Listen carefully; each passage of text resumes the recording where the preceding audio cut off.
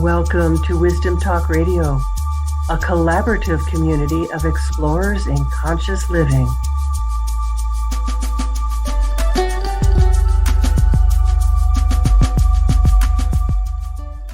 If you discovered how to bring a higher level of what you desire, what you most desire to your personal and professional life, would you feel like you had just found a magic elixir?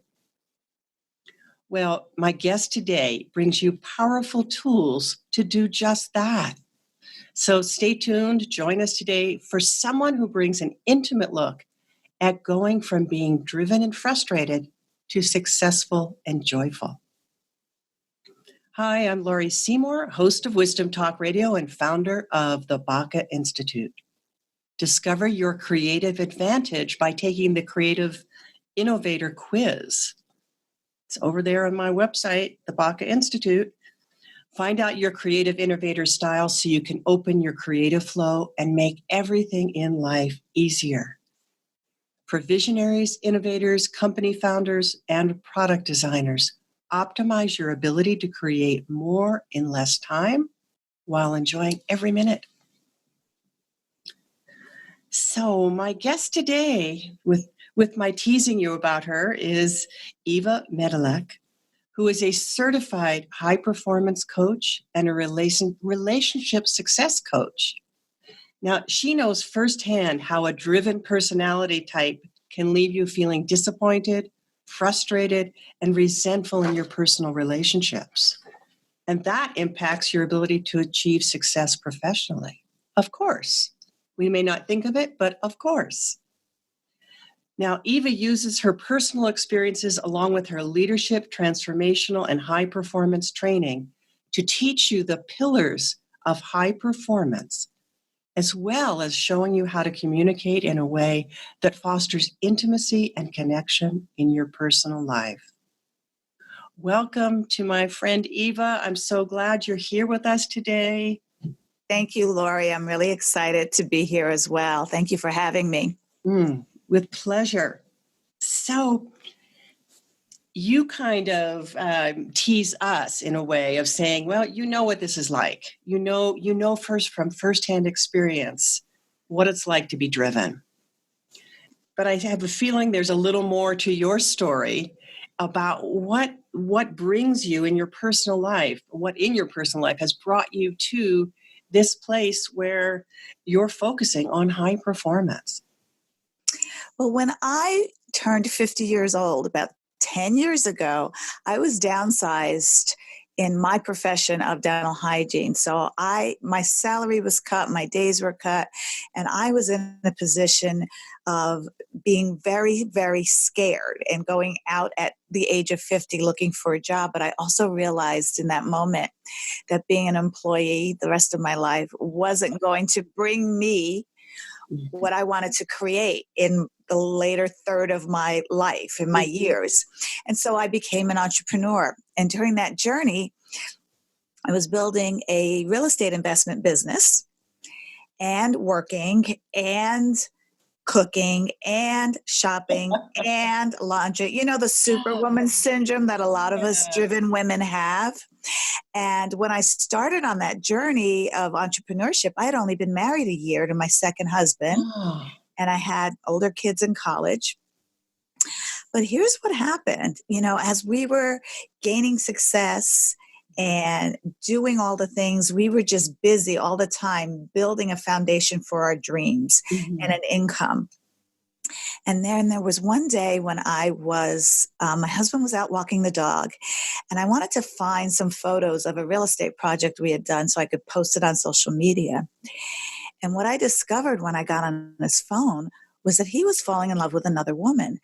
And in that moment, my world just seemed to collapse around me. It was like a punch in the gut.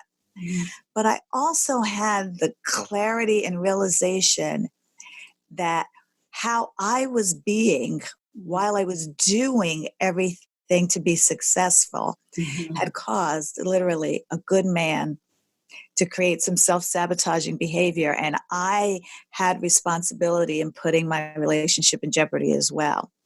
And so that was the catalyst of really realizing that you've got to have a both and. It's not an either or. It's not just work, work, work, work, work to create success, but you've also got to nurture the relationships in your life. And when you do that, it brings less stress and more joy and happiness. And then you create successful relationships professionally and personally. So that was the catalyst and the drive, because I knew a lot of women. I actually surveyed a lot of my friends to find out what the state of their relationships were as they were climbing the corporate ladder or their husbands were building businesses. And it was surprising how much we had in common with the loss of intimacy, the loss of speaking to each other kindly, the loss of really listening to hear and not listening to respond or defend. So there were a lot of things that were causing, we had this Facebook life where everything looked perfect. But when you really started peeling back the layers, people were unhappy and stressed and frustrated and disappointed in the state of their relationships. Yeah, I really connect with that in this immediate moment, not as much around my my marriage and my relationship with my husband, but about my relationships with my friends. They're good. Yeah. And I started thinking, well, I really want more contact with them. I want more time to just sit on the phone and just connect or go and play, to go and do something fun. And so for me, because I am also a driven person, it's it's creating that balance. Yeah. It's really being intentional about what you want to create and actually scheduling the time to do that. I mean, I always schedule time to have a random reach out with whoever drops into my heart and on my mind. Yes. And it became really prevalent to me last year. I lost 3 friends and 3 family members last year. But at the same time, they did not leave me with a sense of regret, or I should have done more, I should have had a closer relationship. I was intentional in reaching out when someone was on my mind. And during that time, it was when I found out, they were just diagnosed, or this happened. Like even when my mom passed away suddenly, I spoke to her 2 days before in the last conversation. And you know how elderly parents can really get you on that one last nerve sometime. But I made sure I was intentional in how I got to show up for her and be patient and loving and kind and end the conversation with an I love you, so that when she did pass unexpectedly and suddenly, there was not one piece of me that had that regret of like, I should have been kinder. I mean, I have those lifelong things where I really could have been a better daughter. Of course. But I always make sure, and I set that intention even more so now, considering the year I had last year, to just reach out to people. Even when my former employer, who actually was the one that downsized me and was the catalyst for my entrepreneurship, a week after I retired officially, she reached out to me and told me that she had stage 4 cancer. The day before she passed away, I remember sending her a text, because she only wanted to communicate by text after a while, to just let her know that I was thinking about her and that I loved her. And my thoughts are always with her. And then I found out she died she passed the next day. So it's really important to be intentional about what we want to create, the feelings we want to give with others. I call it, modeling the role model mindset. What do you mean by that? What I mean by that is always know that somebody is watching you and observing you. And when they look at you, what are they thinking? Are they thinking, wow, I want to be more like her? Look how she makes a point too. Look how she's intentional. Look how she speaks to people, how they feel after speaking with her, and always have that role model mindset. You always want to leave someone feeling better than probably they felt before they had a conversation with you, or make that eye contact or smile at a stranger passing by, or make a point to say goodbye. It's the little things that take us out of everything that may not be perfect in our life. To focus out on, well, how can we make others feel? Yeah, that's so Yeah, beautiful, Eva. yeah. That's so beautiful. I got to be with my best friend of 42 years a lot before she passed at the very end of last year. Mhm. And eh, she stayed so kind. She stayed so present and loving. And so I found that I was willing to put work things on hold so I could go and spend time with her. So I Mhm. could let her daughter, who was her primary caretaker, go on a date. Yeah. It just spending time was like the best thing I could have imagined Mm. because we had so much fun. That's beautiful. I did that with my grandmother as well. Didn't know when she was going to pass, but I really made an intentional effort to get back east. I live in California Mhm. and spend an intentional day with her. And Mhm. we just sat and we talked and we reminisced. And, she was pretty much bedridden at that time, Mhm. but we laughed like crazy. And I even said to her, like, I wasn't sure if I was going to make it to her funeral, Mhm. but it was more important for me to be with her and have these moments while she was alive. Absolutely. And I found myself not wanting to go to a funeral. I think she passed maybe 4 or 6 months after that. But then I thought, oh, all right, there's other family members who are still alive who need my support. So I've cleared it with grandma, but I get to be there for my mom and my Yeah. cousins and Mhm. my aunts and uncles. And so, yeah, I got to shift. I was like, no, grandma and I are good. We talked about this. And then I thought, you know what? That's still being selfish. You really get to go and be there and Mhm. support your other family members. Well, I love that whole idea of it's not wondering whether Santa Claus is looking at us and whether we're naughty or nice, but of Mm. being that role model, being that best version of ourselves. Exactly. And that's what high performance habits are about. Tell us It's about about that. really bringing your A game to every area of your life. Like, who needs me to be on my A game? Are you just changing just because it's convenient to change or for the sake of changing? Or are you really changing and transforming and creating sustainable habits so that you can live an extraordinary life, so Mhm. that you can have vibrancy in your life, that you can have energy in your life, and that people are going to look at you and say, you know what? It's like when Harry met Sally. I'll have what she's having. Like, what are you doing? Why are you happy? Why are you joyful? Why are you Mhm. vibrant? I can see it in your face. And people want to know what you're doing. Well, I set my intention on how I want my day to go. Mhm. So there are 5 areas of high performance habits that we get to master and Okay. sustain to create extraordinary results. Mhm. The 5 areas are clarity, energy, courage, productivity, influence, and there is a 6th one, which is necessity, which really brings you to your why. Hmm. What's worth fighting for in your life? Who's worth fighting for in your life?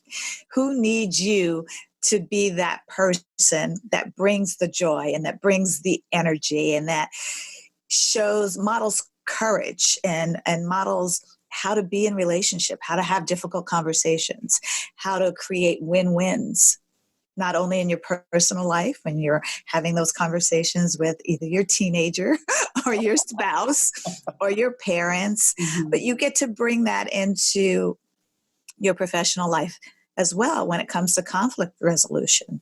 Like, what are the wins? Mhm. Mhm. And what is the benefit in it for them? Yeah, like our dear friend Jennifer Huff likes to say, "How can I let love win?" Exactly. It Mm. really does boil down to love because, you know, conflict resolution, juicy relationships don't happen with accusations. Mhm. And it doesn't happen with beating yourself up and a lot of judgment. It really is letting love shine. Mhm. Mhm. So, tell me about a little more about those pillars. I mean, we think, or I think sometimes, I won't say a general we, when I think of success, people think of, money and prestige and maybe influence, but you're taking success and meaning about it a such bigger picture. Yeah, it really is results driven. And that takes clarity. What do you want to create in your life? Uh-huh. And it's not really all about purpose, but what are your dreams? What are your goals? Like, what do you want? Do you want to be surrounded by loved ones? Do you want your relationships to be juicy? Do you want to enjoy going to work? Or do you want to dread getting up and going to work? Like, what do you want to create? And be clear on that. And I always say what you focus on grows. And if you focus on your vision, your intention, what you want to create, and not let the distractions and the bumps along the way pull your intention away from the bigger goal, and stay clear. Like, I had a client call me last night that he got rattled by a hater. Somebody reached out to him and judged him and told him he was doing something wrong, and he got really rattled and immediately went into reaction mode and went on Facebook and, had his little rant. And then he called his coach. You want to reverse those things. Yeah. And, one of the ways that I coached him through that, I was like, well, how do you feel in the moment, giving your energy to this person right now? What's the feelings that's coming up in your body? Because he was clearly putting his focus there. Yeah, he was putting his focus on the negative. And I said, what would you have felt if you had just deleted the comment and moved on about what you were creating? He has a huge vision of really helping homeless LGBTQ youth, get them off the streets, teach them a skill and a job, and get them self-sufficient. He's on a big mission. Yeah. And he got his first hater. And I'm like, doing something right. Yeah. And I'm like, that's validation. And I was like, and the good thing about this experience is now you've learned what it feels like to give energy to that, and you won't make that mistake again.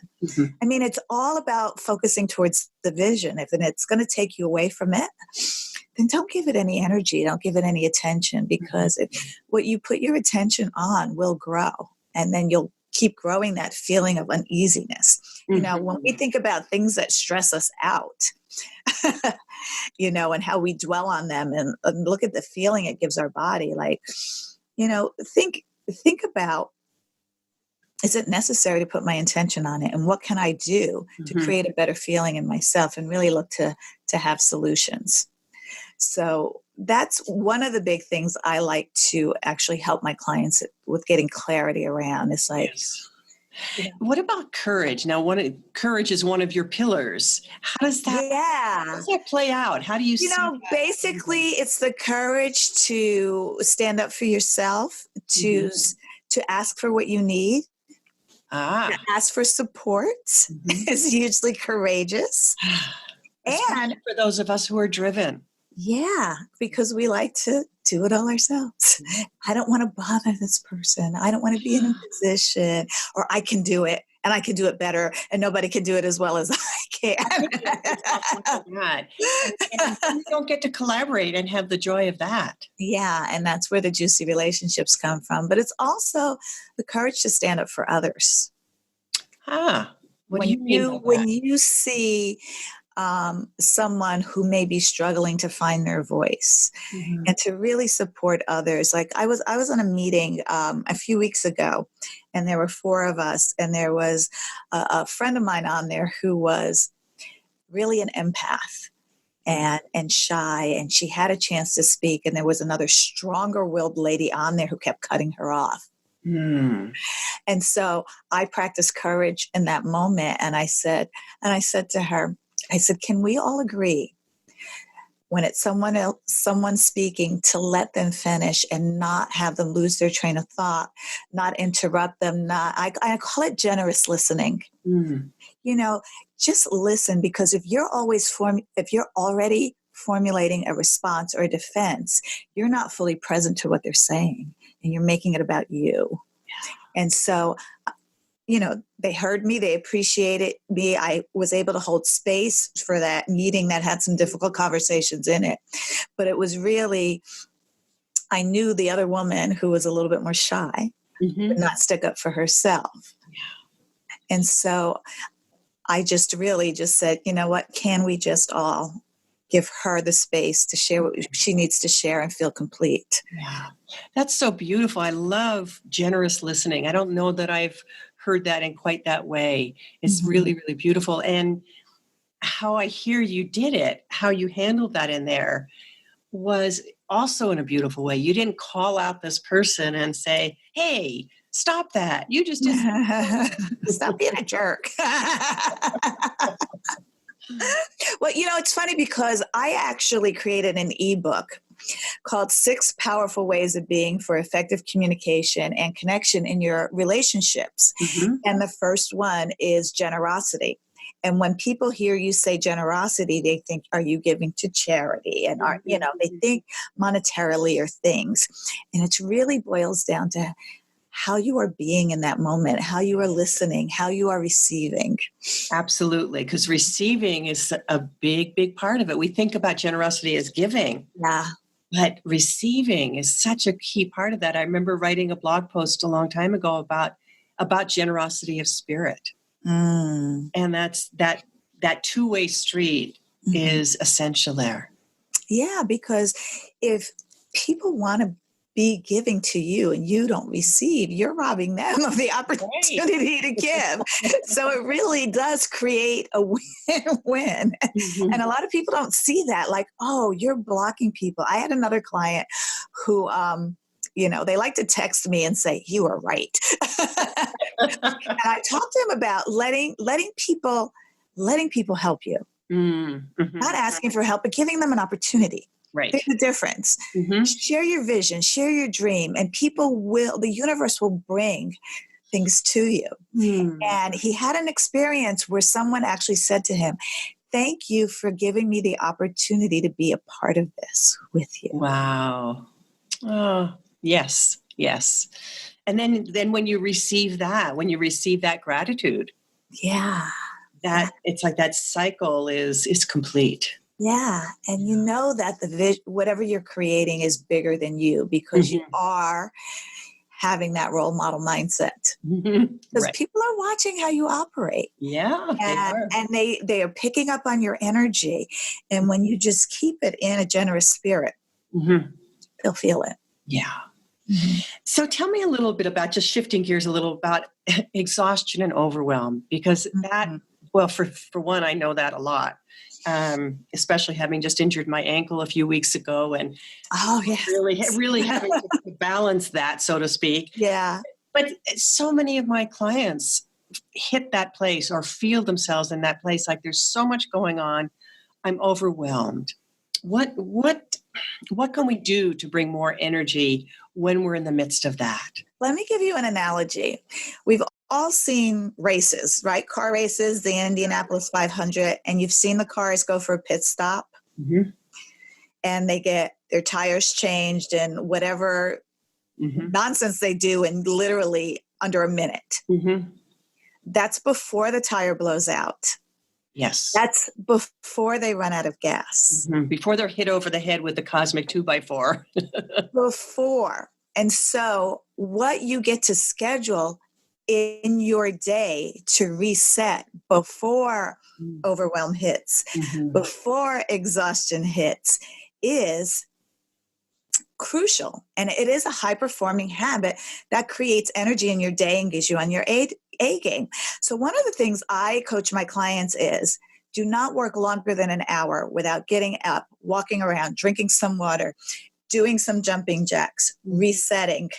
Or if you're moving from one task to another, say, for example, when I have client calls, I always schedule time in between to leave the energy of that last call behind and create an intention and bring energy and joy so that I'm on my A game for my next one and I'm not depleted from the last call. Exactly. Because as we all know, having a conversation, like I even schedule when I call my dad.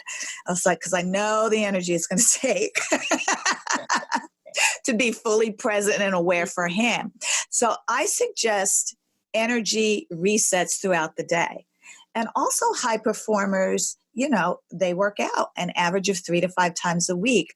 And what I mean by work out, they may just go for a walk for 30, 45 minutes. You don't have to go and bulk up and be superhuman, but set intentional breaks throughout the day and know the energy you want to bring into each task.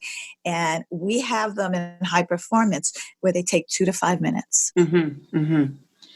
But So really, you're thinking about that same thing of bringing your intention to it. What do you want to create? What do you want to create? And what do you need to let go of? What do you need to release? So that you can create and be in creation. Yeah. And so there are some release techniques that we do, and there's some energy breathing, building techniques, but you always want to take deep breaths in through your nose, out through your mouth. Bring that oxygen to your body and your brain, and do it standing up and moving around. You got to, if you work from behind a desk, get up. Get up. Just move, circulate, I used to do some jumping jacks. Sometimes I do. I do some other exercises, like little things that take a minute or two. And I'm not like super bulked up, but it just gets the oxygen flowing. And when you manage your energy throughout the day, you're not going to experience as much stress, exhaustion, and overwhelm. Yeah. And if you do get to that point, it's your body telling you to stop. Let some things bleed and take a day. Delegate, get some downtime, go to a spa. And it's, that can be hard to do for those of us who have huge to-do lists, know where we're going and see all the pieces that we need to do it. And what I'm hearing you say, Eva, is that with the addition of these high performance habits that you're speaking to, you can be that much more effective.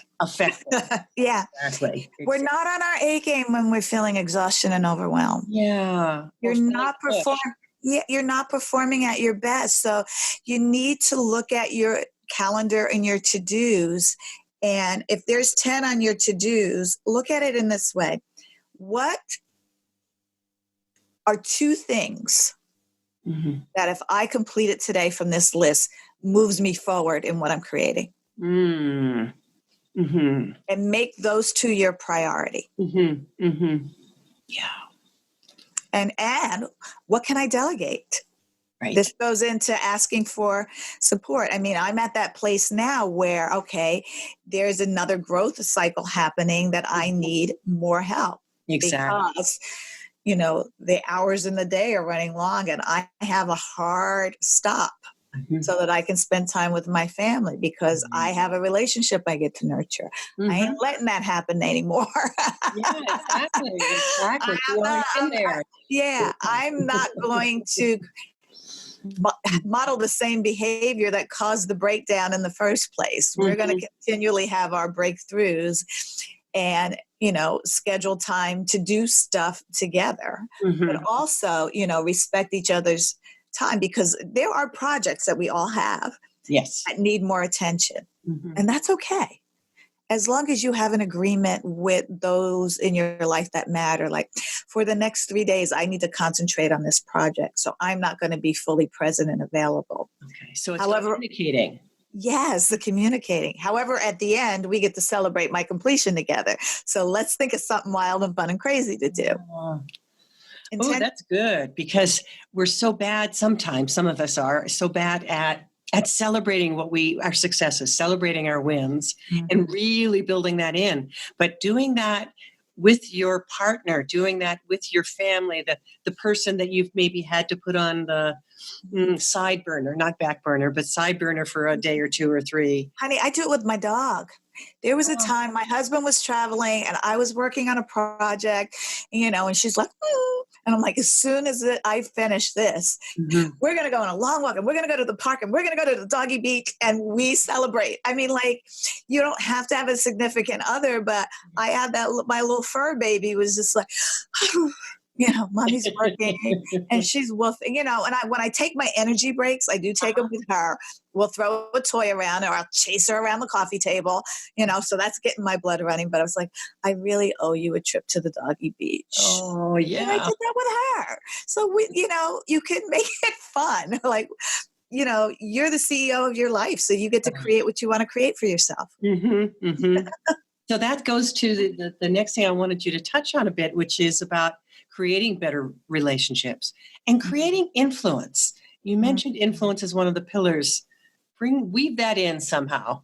Yeah, well, the influence piece is really, how I love to talk about it. It's like, how do you handle conflict? How do you handle difficult decisions? How do you create connection in your life? How do people, we talked about this a little bit, and it's really how you listen, how you create win-wins. How do people feel when they're with you?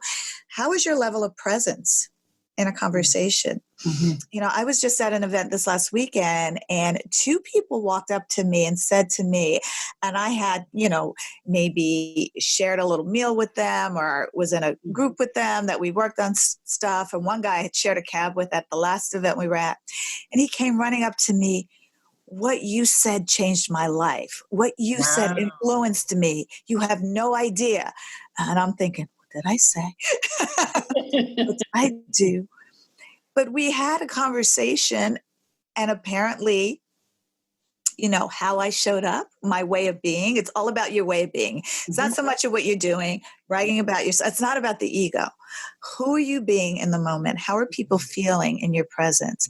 Are you in a state of generosity, of support, of listening, of not giving advice? Not everybody wants your advice.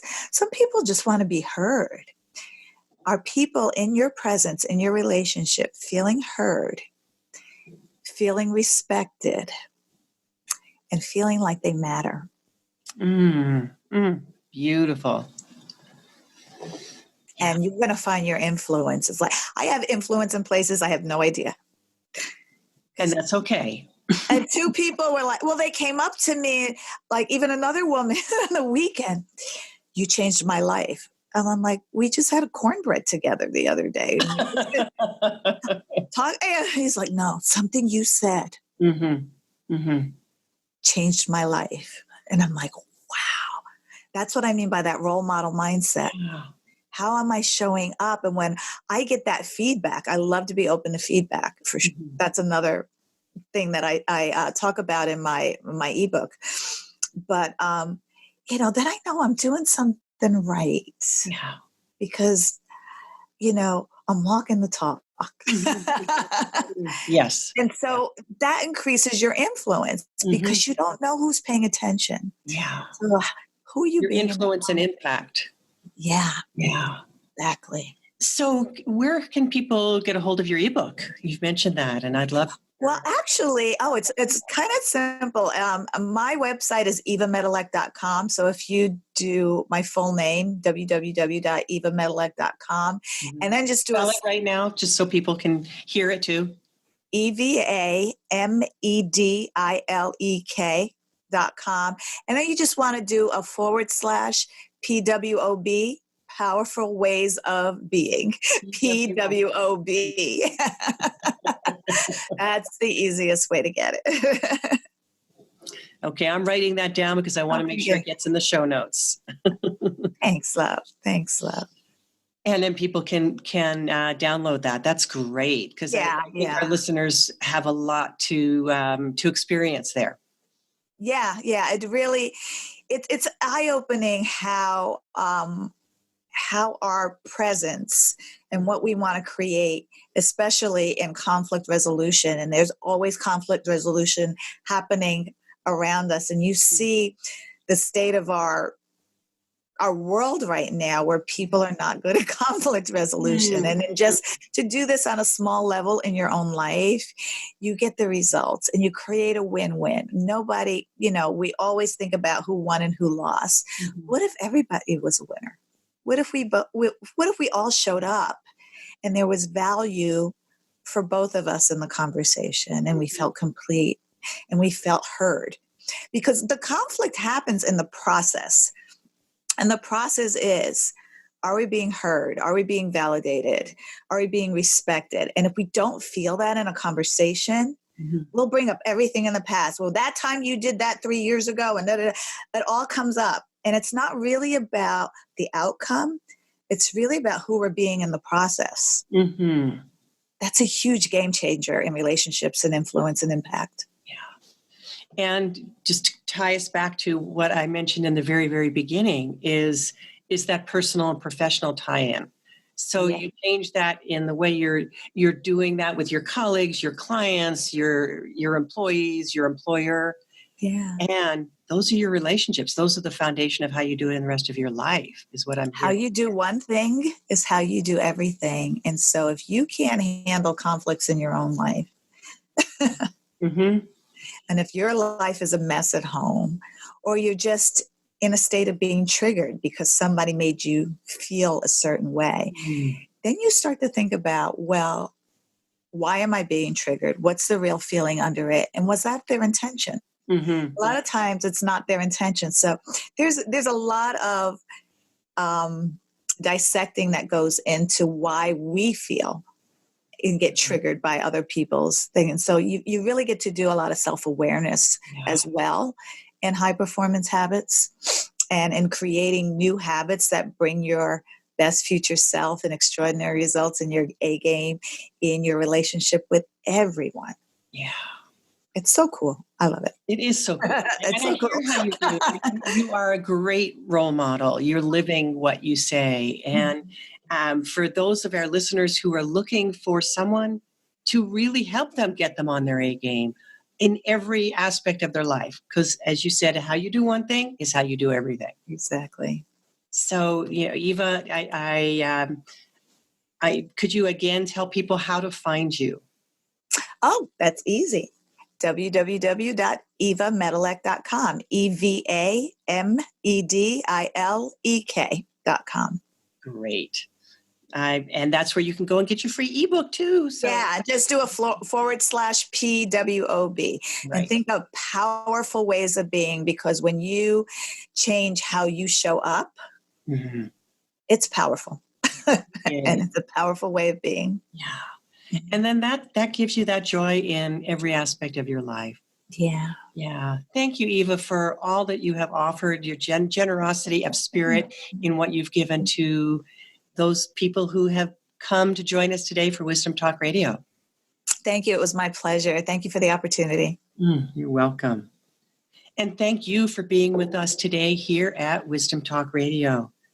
Join us here regularly for more wisdom, discovery, and illumination.